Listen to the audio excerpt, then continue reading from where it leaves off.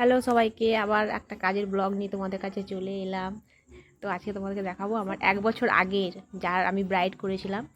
সে আমাকে আজকে ও বাপের বাড়িতে এসছে, তো আমাকে ডেকেছে কাজের জন্য, তো হেয়ার কাটিংয়ের জন্য। তো 1 বছর ধরে ও চুল কাটেনি, তো আবার বিয়ের আগে একবার কেটেছিল, কিন্তু বিয়ের পরে আবার কাটছে। তো অনেক দিন হয়ে গেছে। তো আজকে করব হেয়ার কাট। তো আমাকে বলেছে, দিদি তোমার যেমনি ভালো লাগে সেমনি কাটো।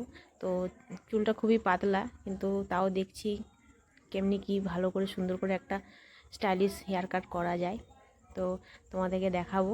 তো এই দেখো মান্তনা, যাকে আমি 1 বছর আগে ওর বিয়েতে ওকে সাজিয়েছিলাম। আজকে ওইসব নিয়েই কথাবার্তা হচ্ছিলো, সবাই বলছে খুব ভালো হয়েছে ভালো হয়েছে। তো তার 1 বছর পর সেই মনিকাদির কাছে আবার চুল কাটতে এসছে। আগের থেকে মোটা হয়ে গেছে মান্তনা।